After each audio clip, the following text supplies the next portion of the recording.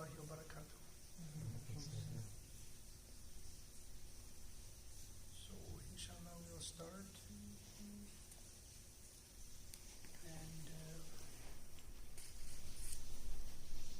And before we even read our book, inshallah, we can basically rehearse the purpose of being here.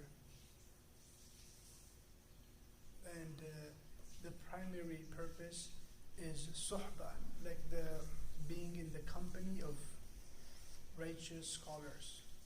So when we read the books of these amazing people, we're technically or basically in their companionship. And it has an amazing effect in purifying the heart and so on. And especially the main book that we're going to be studying, Al-Hikam of Ibn Ata'ullah Iskandari. For those of us who might not know him, this is the English version of the book. It's called Ikmal Ash-Shiyam. Ikmal means Kamil Karda. Kamil meaning to complete. And Shiyam, it means good traits.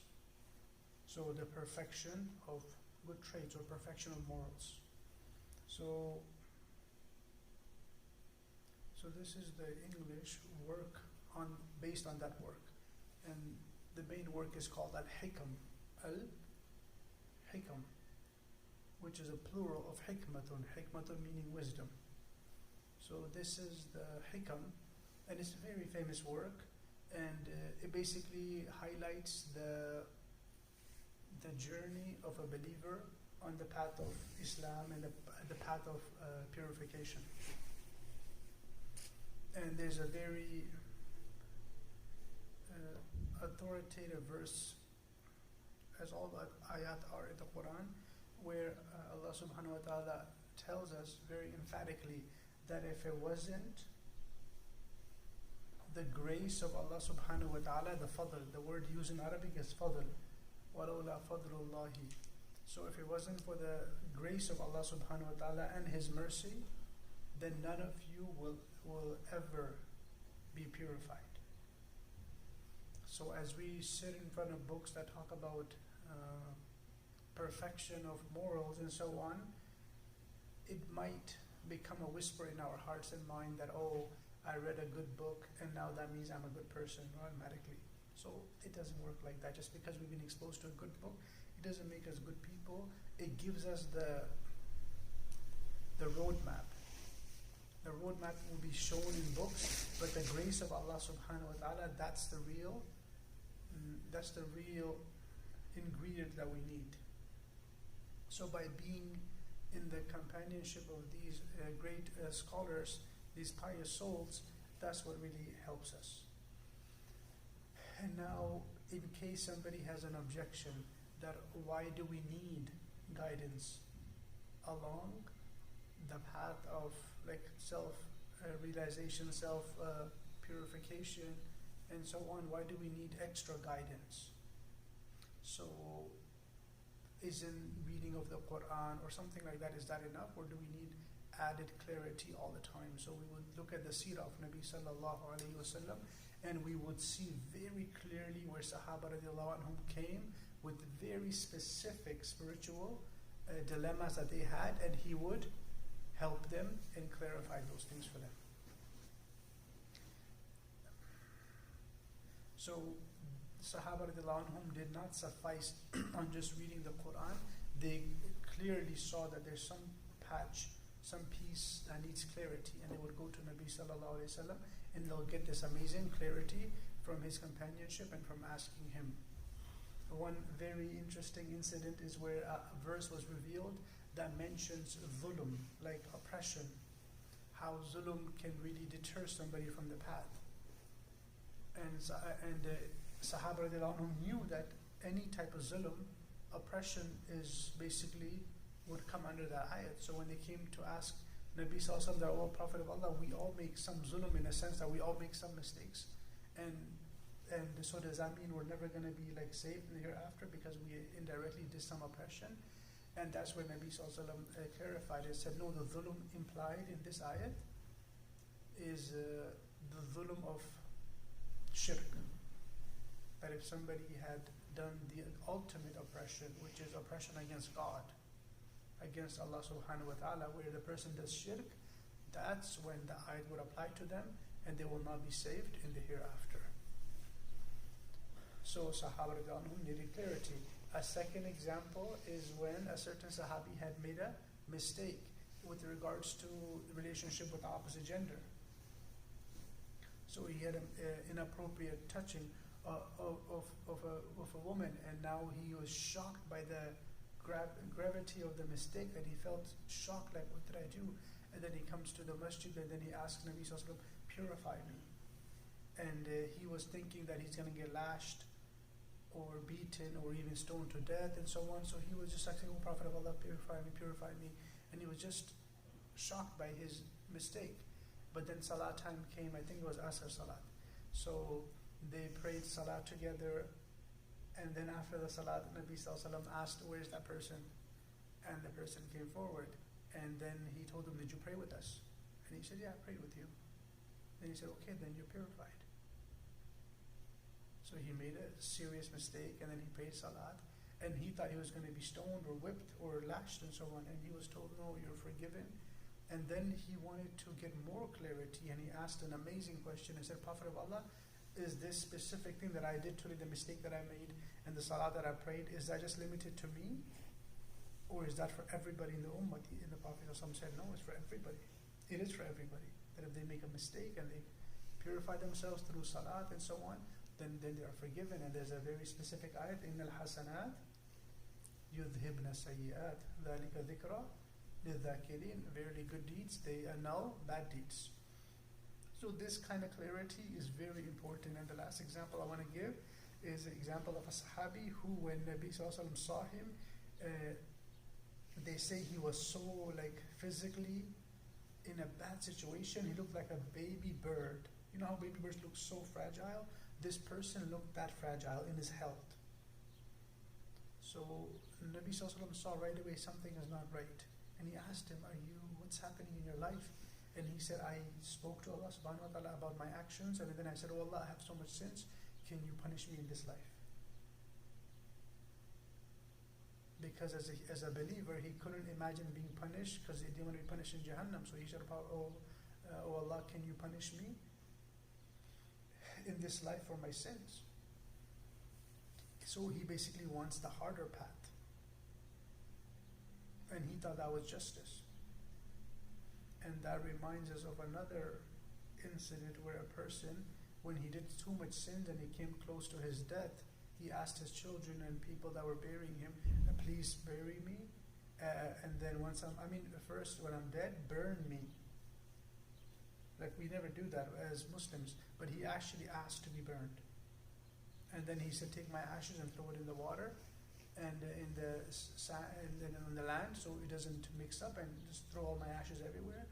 And then he'll be asked on the Day of Judgment, why did you do that? And he would reply that, oh Allah, I just didn't want to face you. So his actions were kind of out of line. Obviously, burning your body after death is not allowed. But because the intent was good, he'll still be forgiven. And going back to the story of the Sahabi, he was extremely weak and weakened. He said, Nabi Sallallahu Alaihi Wasallam told him, you shouldn't do that, you should not ask Allah to punish you, just ask Allah to forgive you. He can still forgive you. He doesn't need to basically punish you. You can ask Allah subhanahu wa ta'ala in a very beautiful manner how to deal with you. And the hadith is very interesting. He says, Ana inda dhanni abdi bi. I am with my servants the way they think of me. So if we want to ask Allah subhanahu wa ta'ala for the easiest path and the path of afiyah, well-being, then Allah subhanahu wa ta'ala can help us have afiyah. So Nabi Sallallahu Alaihi Wasallam told him the dua, and if you can remember it and practice it, it'll be good for you. That would be, and the dua is divided into two parts. One to do with the good deeds, and one to do with the bad deeds. When it comes to the bad deeds, Allahumma maghfiratuka awsa'u min dhunubi. Oh Allah, your pardoning, your forgiveness is more than my sins. So when it comes to when we envision our sins and we are becoming overwhelmed, we just remember this dua: Oh Allah, your pardoning is more encompassing than my sins. And now when it comes to the good deeds, how much reliance should we have? Very little. Like, and the dua is رَحْمَتُكَ أَرْجَى عِنْدِي مِنْ عَمَلِي, and oh Allah, your mercy is more hopeful than my good deeds. And your mercy is more hopeful than than my good deeds. So even when we excel in our deen and become more religious and we end up practicing more parts of deen, we should still not rely on our actions. And Sahaba radiallahu anhum famously asked, once Nabi sallallahu alaihi wasallam explained that all of us will enter Jannah through the mercy of Allah subhanahu wa ta'ala, not through our deeds. So they counter questioned, O Nabi sallallahu alaihi wasallam, what about you? Are you also going to go to Jannah with the mercy of Allah, or through your actions? And we know his actions are the absolute best. And he said, no, even me, I'm only going to go to Jannah through Allah's mercy. So it's interesting we're finishing off on these actions, a specific a'mal, because the book starts off on that topic also. It talks about a'mal right away, that how much should you rely on your deeds. So inshallah we'll start with the hikam, inshallah. And by the way, we'll be doing 3 books. One would be the hikam. Number 2 would be a hadith book. It should be available by next week. It's hadith translations, and the hadiths are very specific to materialism and our relationship with dunya. So it's a very interesting book by Sheikh Umar Subedar. Sheikh Umar Subedar, he translated a good number of hadiths. So inshallah we'll read from the hadith from that book. And why I chose that book, first of all, because there's hadith in there. We want to derive benefits from the hadith. And number 2, because we're in a time where extreme materialism is encouraged, as if it's a normal way of life. Extreme materialism. If somebody's completely content in his life, somebody would just walk by and say, what? You only have this much in life? Although the person is living completely comfortable. And somebody would just come by and just whisper one thing into his head, and the person suddenly becomes uncomfortable for no reason. Because the person said, oh, why don't you buy this, or why don't you afford this. And suddenly the person is thrown into a mental chaos and thinks that he doesn't have enough of dunya and his needs are not fulfilled. So finding a complete, and then you have the opposite sometimes where people are too lazy to get up and do anything for dunya, and they're struggling. They don't want to go to work, they don't want to go to school. So we have 2 extremes. So hopefully that book and the study of that hadith book can give us a beautiful balance between how much we should be exerting ourselves for dunya. And the 3rd book that we'll be doing is called Ascent to Felicity, basically meaning climbing to success. And that book is 80-90% of the book is fiqh rules, and the first few maybe 10% of the book is about aqidah, clarifying what we believe in with regards to Jannah, Jahannam, good deeds, the life of the grave, and so on. So Malaika, the angels, so very basic, but still quite detailed on aqidah. So inshallah we'll do that book. That'll be the 3rd book. And then that book goes into salat rules, tahara rules, and it's a very interesting book. Even when I get tricky fiqh questions, I resort to that book and find really detailed answers in there. So it's a really amazing book in fiqh.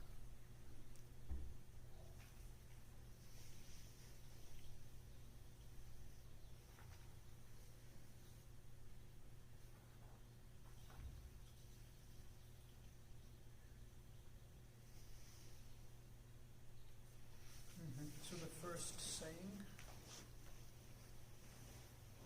Bismillahirrahmanirrahim, Alhamdulillah, wa sallallahu ala nabiyyil ummi. Min alamatil i'timad ala al-amal nuqsanu raja in the wujud zalal.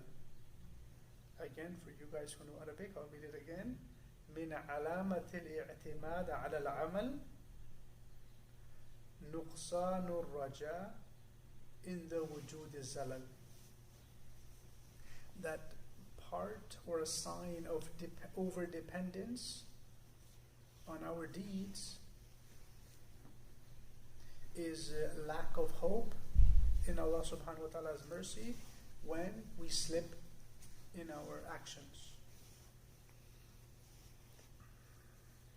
So, as a foundational understanding, we are highly encouraged in our deen to practice the good that we're being taught.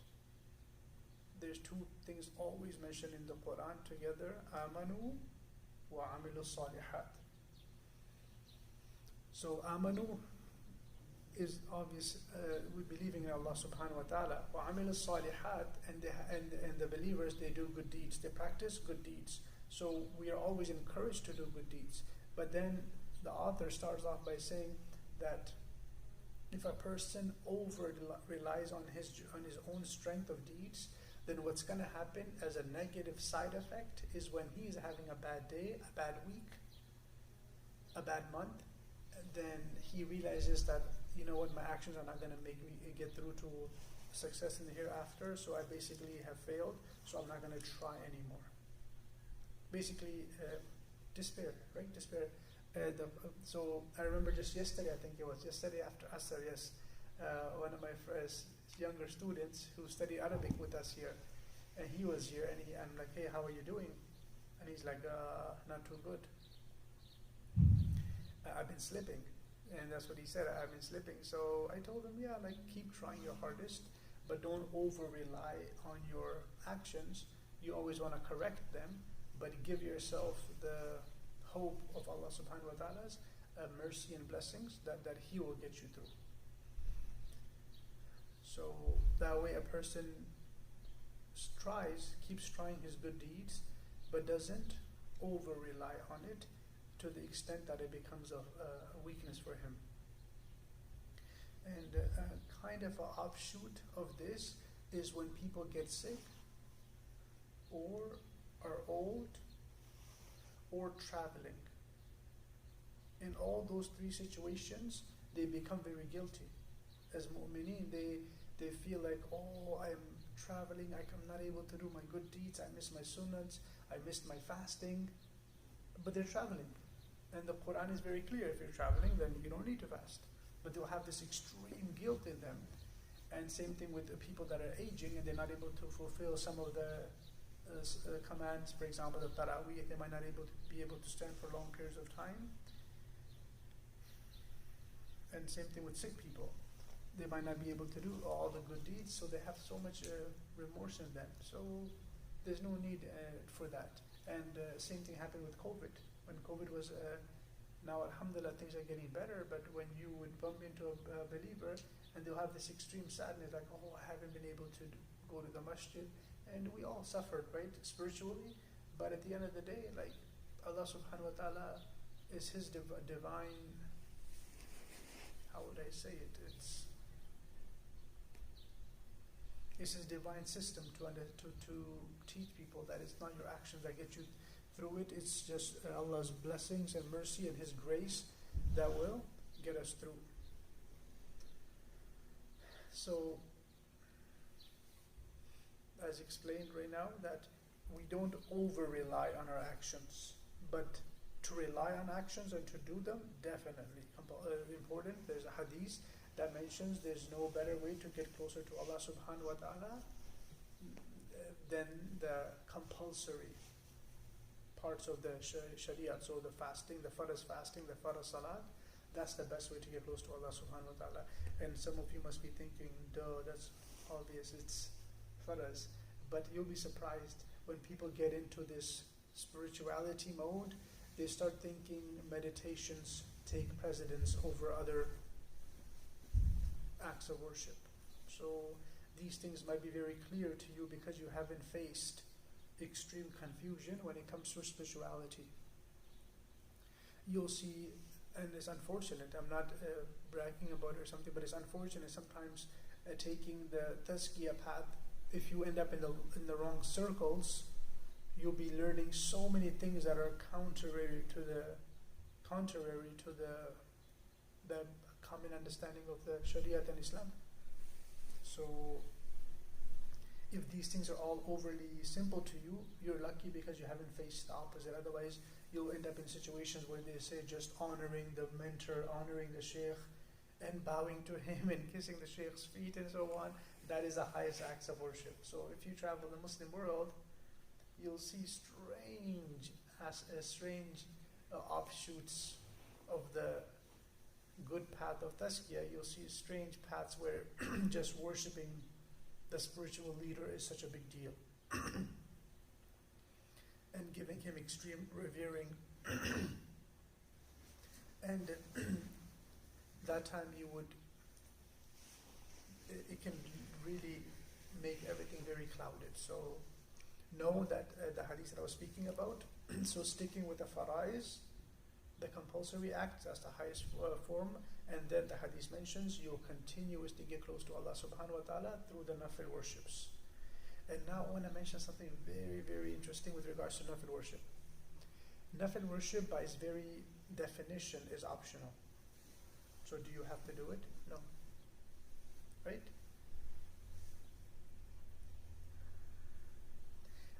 But it becomes a dilemma where you're not able to become more religious and you're at a standstill.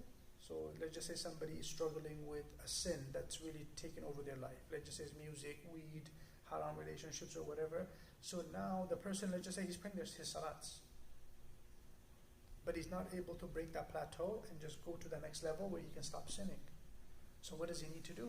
Extra spirituality. And is that going to be compulsory by its very nature, or is it going to be optional? He's already praying his farz salats. So what is he going to have to do now? More optional salah. More optional. So it's nafil. But his basic spirituality depends on it now. Meaning he's sinning so much. His nafil deeds can now be his practice time to become more spiritual. So now suddenly his nafil worships kind of take a higher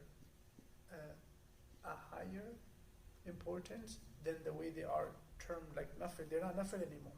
For him, let's just say he's in a very bad situation and his iman is getting really weak. So now he has to do so much optional worship, and because that's the only way for him to get out of it, technically it won't even be nafil anymore. Does that make sense? So because now he's just in a very bad situation, so he'll have to do a lot of nafil worship. That's why you'll see many people, they take the nafil worship very seriously, and they pretend it's like compulsory, and you'll be, sometimes your inner student or inner fiqh will come in and say, no, tell him it's nafil, man, it's not faraz, why is he taking it so seriously, stop doing so much nafil worship. And if you disturb somebody's nafil worship, they get so angry, like, I was going to pray Rukat nafil, why you disturb me? And you're like, bro, it's just nafil, take it easy. But you don't realize that they have taken that nafil very seriously because it helps them in their spiritual journey. So try to understand that nafil worship, although very optional, but very crucial to the spiritual growth of a person. So as we were explaining, yes, we take our nafil worship seriously because that's the next step with which we get closer to Allah subhanahu wa ta'ala. And the hadith is quite often mentioned. The hadith mentioned when a person continues to do his nafil worship, then Allah subhanahu wa ta'ala becomes his eyes with which he sees. Allah subhanahu wa ta'ala becomes his hands with which he grasps, and Allah subhanahu wa ta'ala becomes his feet with which he walks. So it's a very unique hadith, but the implication is the person becomes overly or amazingly religious, where his seeing, speaking, his actions, they all fall in line with the teachings of the Sharia. So, and how was that achieved? Through nafil worship. How was that achieved? Through nafil worship. So let's just keep that in our mind. Even at times in our lives we might be too busy with work, or there's a season, might be a summer season, we might not be able to do extra worship. Maybe the fasts are too long, the Monday, Thursday fasts are too long, the tahajjud is too hard because Fajr is so early. So you see what I mean? Like tahajjud becomes difficult. So we might miss tahajjud for like forever. And then there's people like me that just don't do it at all, whether winter or summer. So whatever the case, the point is to know that the nafil worship is quite important, although at times we might miss it because of the outward situation or difficulties, but it is a very significant part of our growth. And it shows Allah subhanahu wa ta'ala that we're willing to give more time to Allah subhanahu wa ta'ala and draw near to Allah subhanahu wa ta'ala.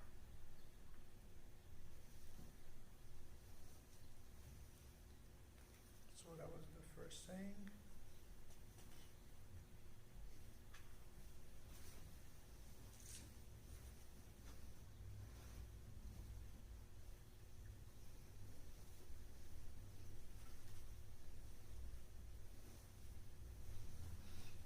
Stop there with the hikam, and we'll speak about the fiqh a little bit. There's a hadith to the effect, مَنْ يُرِدِ اللَّهُ بِهِ خَيْرًا يُفَقِّهُ فِي الدِّينِ. Whoever Allah subhanahu wa ta'ala has intended good for, Allah gives him a sound understanding, a good understanding of the religion.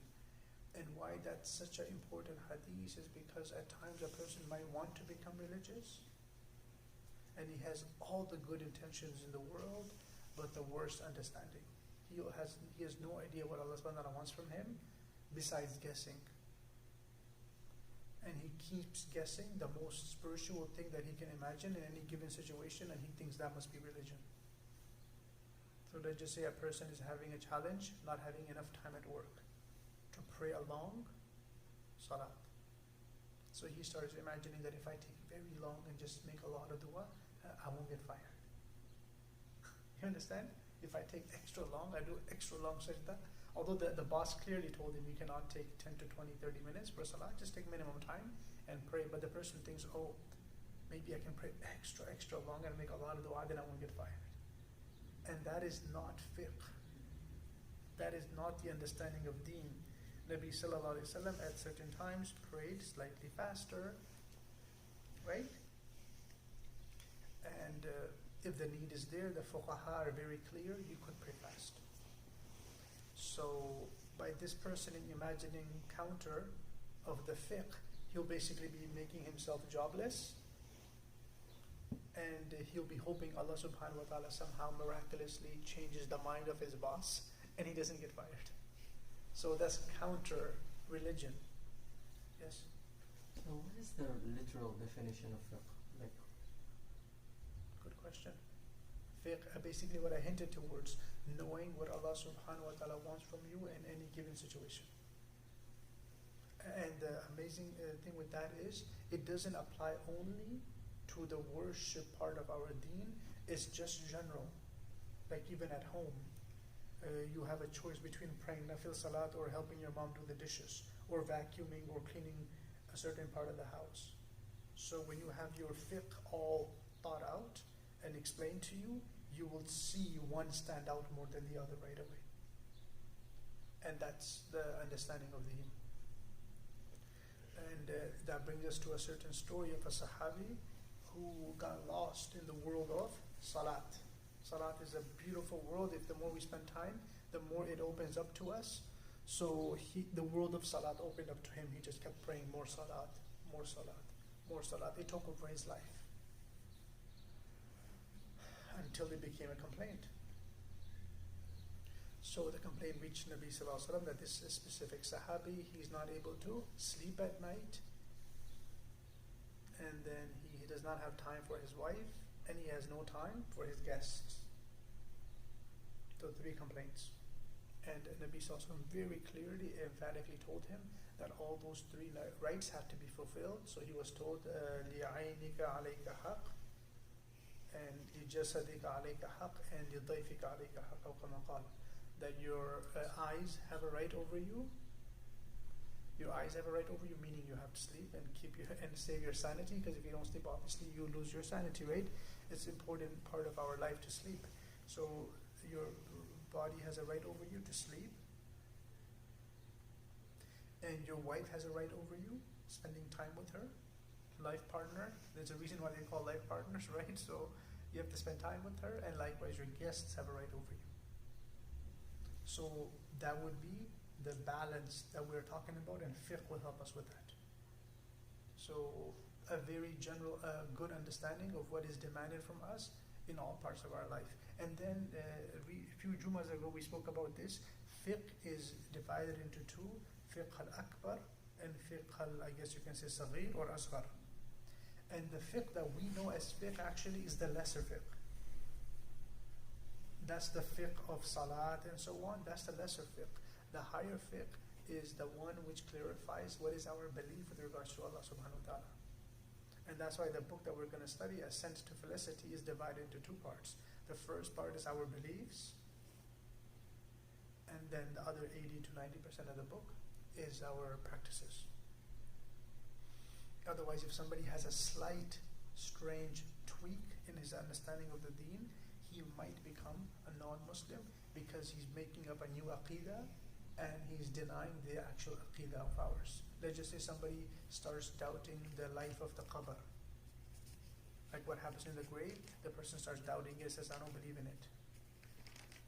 Or with regards to hell, he says something, or with regards to the Prophet, he says something which is not acceptable. So now he might be praying all his salats, he might be fasting every Monday, Thursday, but his aqidah is wrong. Now all his actions are completely null because the aqidah has been broken by his wrong beliefs.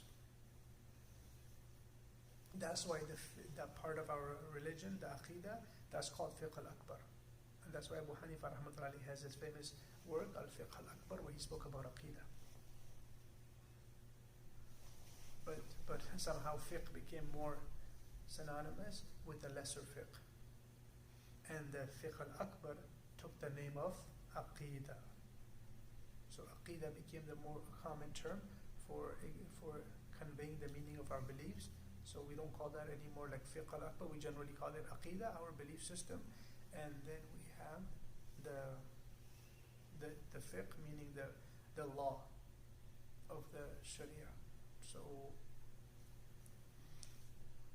then I'll share a few examples of people who did not have a good understanding of fiqh and made mistakes.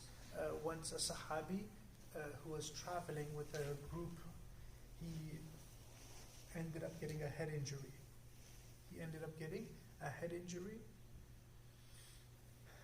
And he also happened to be in need of taking a faraz shower, a faraz ghusl. So he referred to the elder there who was not well capable in his fiqh, and he asked him, do I need to take a shower? Although it's faraz compulsory based on the rules, but I don't think I should take a shower. I have a really bad head injury. And if I put water on my head, I think it's going to really disturb that healing and it could cause me a lot of harm. And the person didn't know, so he said, no, I think you'll have to take a shower. He goes, can I just do the dry tayammum, the dry where you just touch sand, and your wudu is done. But if you're in need of a shower, then your shower is done. Your shower is done by just this much, like rubbing it everything properly, and then rubbing, obviously with the sleeves up. You rub every single part of your arm. Your wudu is done or your shower is done. Whatever you make intentions for is done. And that brings us to a funny story where a sahabi didn't know the rules, so he thought wudu is done like this, but the shower you have to roll around in the sand. So he once needed a shower, and he had no access to water, so he literally rolled around. He rolled around in the sand, and then later on he was told, Assalamu Alaykum wa rahmatullahi wa barakatuh. So I was explaining fiqh. We were just talking about fiqh, and explaining why fiqh is so important. Because a person might think they have a good understanding, or they love Allah subhanahu wa ta'ala a lot, so now whatever they guess, that would be part of the sharia or important, but that might not be the case. So I was giving an example of a sahabi who needed a faraz ghusl, but he didn't know that and he had no water access, so he just wanted to use tayammum, the touching the sand, and so on. So he thought the wudu is done like this, but the shower you have to roll around in the sand. That's what he thought. But the rules are the same. If you need a faraz wudu or faraz ghusl, you just touch the sand properly, You make intention, you touch your face, and rub your face fully, and then rub your arms. He didn't know, so he rolled around in the sand. So that's on a lighter note, but the lesson is still there, very clear that we need to